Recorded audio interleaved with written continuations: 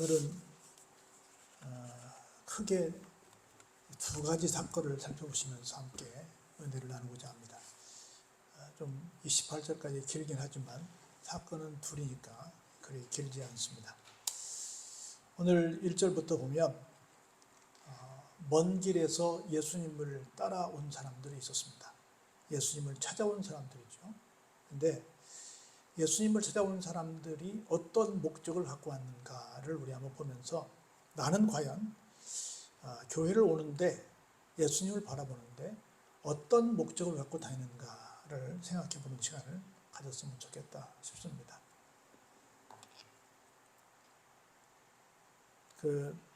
1절 한번 볼까요? 그때 바리새인과 서기관들이 예루살렘으로부터 예수께 나와 이르되, 멀리 예루살렘으로부터 바리새인과 서기관들이 예수님을 찾아왔습니다. 그런데 예수님을 찾아온 목적이 뭔가를 보면 별로 썩 좋은 뜻은 아닌 것으로 봅니다. 말씀을 듣고 자기들의 삶의 자리를 좀 돌아보고 새로운 삶을 시작해야 되는데 이 사람들은 왜 왔어요? 예수님께 뭔가 꼬투리 잡을 만한 일이 뭐가 있을까라고 생각하고 왔습니다. 우리가 누군가의 말을 들을 때도 누군가의 글을 볼 때도 이 사람이 무슨 말을 했을까? 이 사람을 통해 내가 얻을 수 있는 게 뭘까? 라고 생각하는 것보다는 이 사람의 글에서 무슨 꼬투리를 잡을 만한 일이 있을까를 생각하는 사람들이 있습니다. 우리는 뭘 볼 때, 어떤 얘기를 들을 때 얼마나 긍정적이냐, 얼마나 부정적이냐를 이 사람들을 통해서 한번 우리 자신을 한번 봤으면 좋겠다 하는 생각이 듭니다. 뭐라고 말하냐면 예수님의 제자들이 장로들의 전통을 범하고 있습니다. 장로들의 전통에는 뭐가 있냐면 떡을 먹을 때 어떻게 먹어야 돼요? 손을 씻고 먹어야 됩니다. 그런데 당신의 제자들은 뭐해요? 손을 씻지 않고 먹습니다. 물론 위생적으로 볼 때 음식을 먹을 때 씻는 건 좋긴 하죠. 근데 그걸 꼭 법까지 갖다 대는 것은 좀 너무 과하지 않나 하는 생각이 들긴 합니다. 그래서 어떻게 해서 장로들의 전통을 지키지 않습니까? 라고 따지니까 예수님께서 나 같으면 그래, 다음부터는 손 씻고 먹게 할게, 그렇게 할 것 같은데 예수님은 딴 말씀을 하십니다. 볼까요? 너희는 어찌하여 너희의 전통으로 무엇을 범하느냐? 하나님의 계명을 범하느냐. 범한다는 말은 무슨 말이에요? 잘못 지킨다, 그걸 어긴다 라는 뜻이잖아요. 여러분 생각해 볼 때 하나님의 법이 중요해요? 장로들의 전통이 중요해요? 물어보나 말하죠. 하나님의 법이죠. 우리 이 땅에도 법들이 많이 있거든요. 예를 들어서 각 지방마다 지방자치법이 있습니다. 그리고 위에 무슨 법이 있어요? 헌법이 있죠. 시법이 있고 도법이 있고 그다음에 헌법이 있죠. 우리는 어느 법이 더 중요해요? 헌법이 중요하죠. 물론 여기도 중요하긴 하지만 헌법이 더 중요하죠. 어떤 법보다도 신앙인에게는 뭐가 더 중요해요? 하나님의 법이 중요하죠. 이 말이 참 무서운데요. 좀 고쳐야 될 말인데 우리말에 이런 말이 있어요. 로마에 가면 무슨 법을 따라야 된다? 로마의 법을 따라야 된다. 맞는 것 같아요. 근데 다른 것에는 맞을지 모르겠지만 어디에는 맞지 않아요? 하나님의 말씀에는 맞지 않아요. 하나님의 말씀은 동서고금을 불문하고 누구에게나 다 뭐가 돼요? 진리가 됩니다. 하나님의 말씀이 최고예요. 그러면서 예수님이 하나 딱 꼬집습니다. 너희들 중에 보니까 내가 이렇게 사는 놈들 내가 봤는데 하나님은 뭐라고 말씀하셨냐면 내 부모를 공경하라 라고 말씀하셨다. 우리가 잘 아는 10계명이 있잖아요. 10계명은 딱 둘로 나뉘는데 하나는 대신계명글에서 하나님을 향해서 우리가 어떻게 할 것인가를 얘기합니다. 두 번째는 대인계명인데 사람들을 향해서 어떻게 할 것인가. 10계명은 두 가지입니다. 근데 사람들을 향해서 얘기할 때 첫 번째가 뭐예요? 내 부모를 공경하라는 거야. 사람들을 향해서 나오는 첫 번째 가장 중요한 법은 효도입니다. 그런데 분명히 부모를 공경하라고 했다. 만일 아버지나 어머니를 비방하면 어떻게 된다? 반드시 죽임을 당할 것이다. 이렇게 얘기를 했어요. 무슨 얘기예요? 부모를 공경하라고 했는데 장로의 전통을 지킨 너희들은 어떻게 살았냐면 보니까 아버지나 어머니에게 이렇게 말하더라.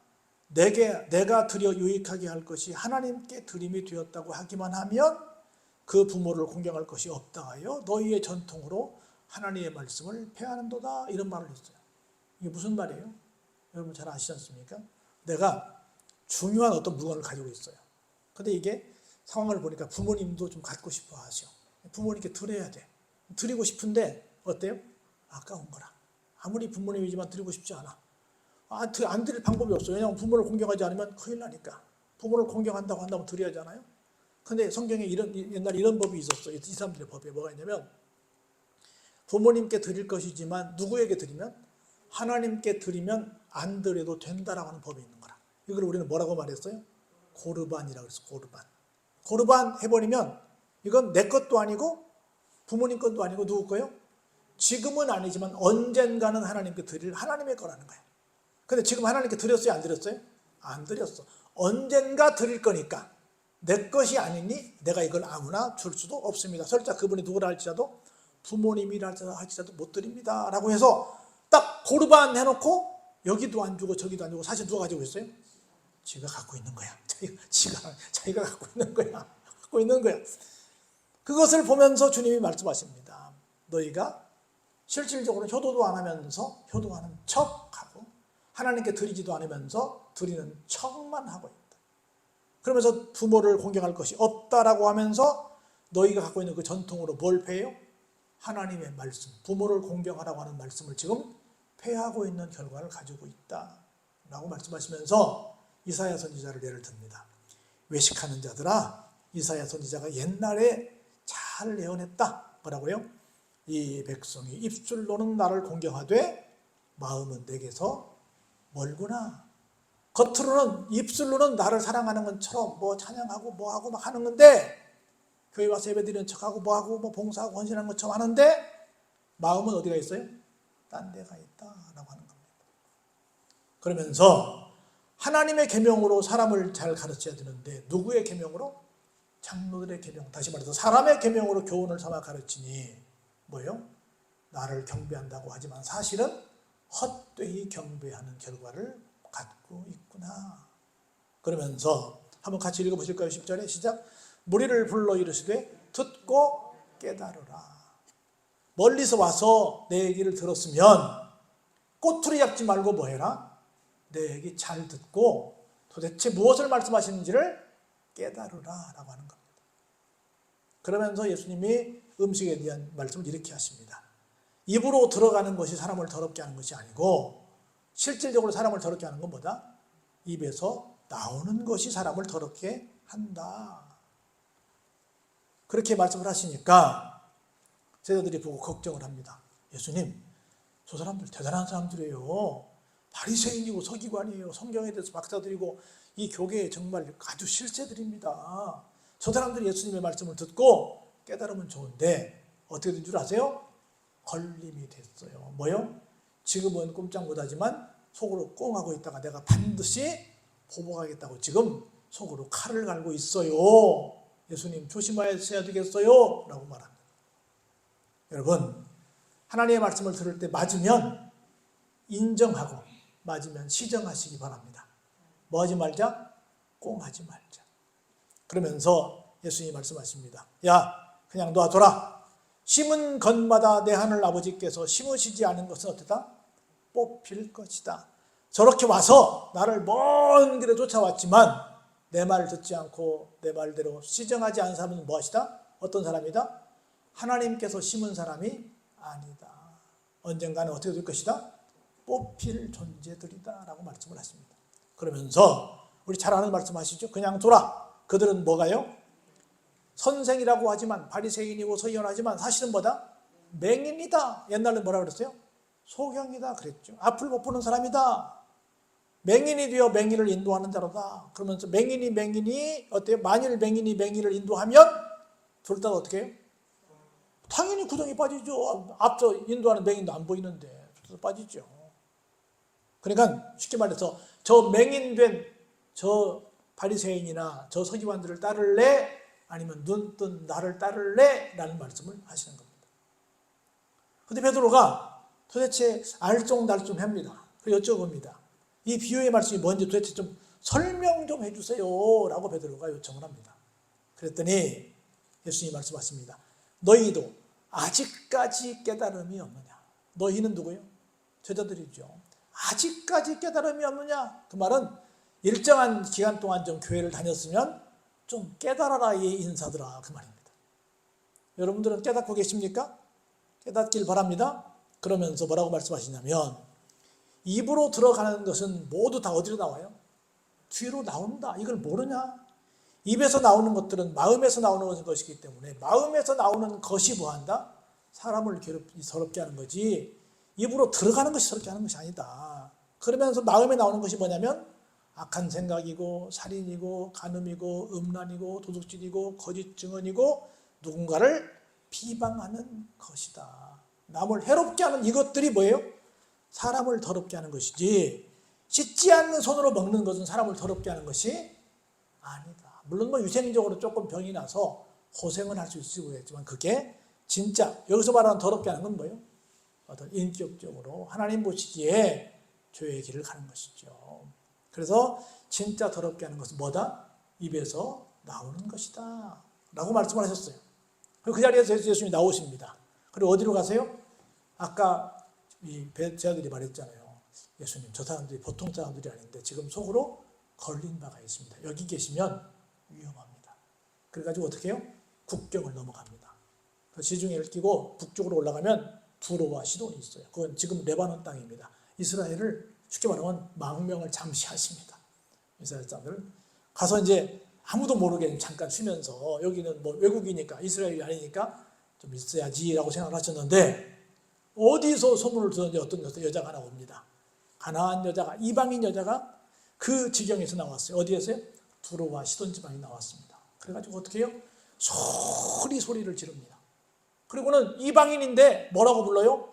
주 다윗의 자손이요. 조금 전에 누구 만났어요? 예루살렘에서 온 바리새인과 서기관을 만나는데 그 사람들은 몰라보는데 누구는 알아봐요? 이방인은 알아보는 거예요. 이방인은 예수님을 알아보고 주 다윗의 자손이요 하고 외치면서 뭐라고 말하냐면 저 좀 불쌍히 여겨주세요. 왜냐하면 내 딸이 흉악한 귀신에 들려서 고생하는 것이 이만저만 아닙니다. 좀 내 딸 좀 살려주세요. 날 좀 도와주세요 하고 막 외칩니다. 근데 예수님 지금 어떻게 하고 오셨어요? 도망오셨잖아요. 살짝 빠져나왔잖아. 나 이제 아무도 알리지 말라. 예수 시장처럼 나의 죽음을 알지 말라는 것처럼 예수님도 조용히 그냥 좀 살짝 들어와시더니 숨어들어서 좀 저놈들이 돌아갈 때까지 좀 안전하게 계시려고 있는데 자꾸 아는 척하니까 어떻게 해요? 한 말씀도 대답지 아니하십니다. 예수님이 가만히 계십니다.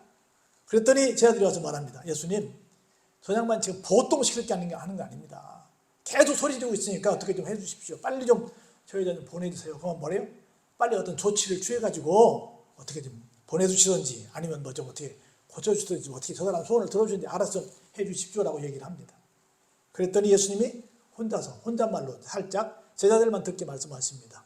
난 말이야 이스라엘 집에 잃어버린 양 외에는 다른 데로 보내심을 받은 바가 없다. 나는 어디로 오셨다고? 이스라엘 땅에 잃어버린 사람을 찾으러 왔다라고 말씀하십니다. 여기는 어디예요? 이스라엘 땅이 아니라 가나안 땅이야. 이방인 땅이야. 두로와 시돈이란 말이에요. 나 여기 오지 않았어.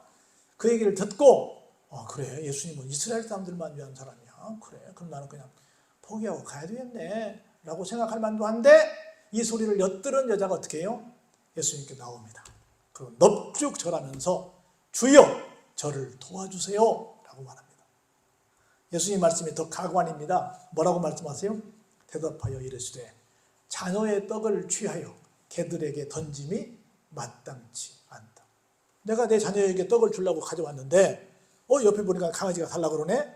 그럼 자녀에게 줄 떡을 자녀에게 안 주고 강아지에게 주는 그런 바보 같은 부모가 어디 있겠니? 라고 말합니다. 너는 뭐라? 너는 개다. 내가 개에게 주겠냐? 우리 민족에게 줘야지. 너한테 주겠니? 라고 말하는 겁니다. 보통 사람 같으면 어떻게 했어요? 기분 나빠서 아니 양고추 좋은 말지 사람을 뭐래 멋지고 왜요? 개치고 말이야. 뭐 사랑이 많다고 그러더니 뭐 예수님 뭐 보니까 뭐 아이고 참 뭐 무서워도 도망온 주제에 뭐 사랑도 없고 인정머리가 너무 없네 하고는 실망하고 갔을 만도 한데 여자가 이렇게 말합니다. 옳지요. 예수님 말씀 옳습니다. 그런데 개들도 어디에서 제 주인의 상에서 떨어지는 무엇은 먹습니다? 부스러기는 먹습니다. 뭐 애들이 오히려 더 많이 흘리는데 흘리는 건 또 떨어지는 건 주서는 먹을 수 있지 않습니까? 그거라도 좀 주시면 안 되겠습니까? 라고 끝까지 달라듭니다. 예수님께서 뭐 하셨어요? 이 사람의 믿음이 얼마나 큰지 시험하셨지요. 그러면서 예수님이 이렇게 말씀하십니다. 같이 한번 읽어보실까요? 이에 예수께서 대답하여 이르시되 여자여 내 믿음이 크도다. 내 소원대로 되리라 하시니 그때로부터 그의 딸이 나으니라. 아멘. 어때요?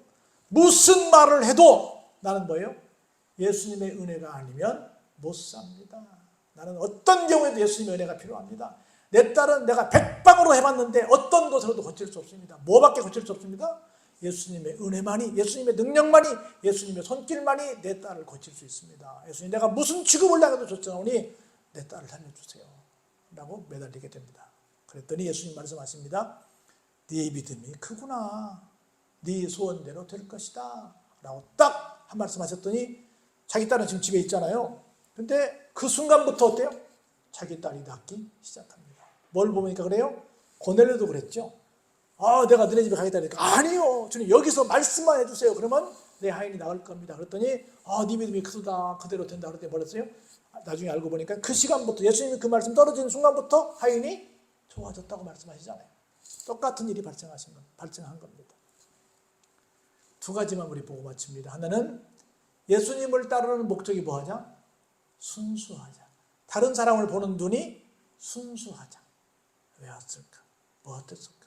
무슨 말일까? 이런 것이 아니라 순수하게 보자. 할렐루야. 그리고 예수님 따르려면 어떻게 따르자? 끝까지 사모함에 따르자. 여기 가나안 여인처럼 사모함에 따르자. 그럴 때 하나님께서 우리에게 기가 막힌 은혜를 주실 줄로 믿습니다. 이런 믿음이 여러분 속에 넘쳐나기를 주의 이름으로 축원합니다.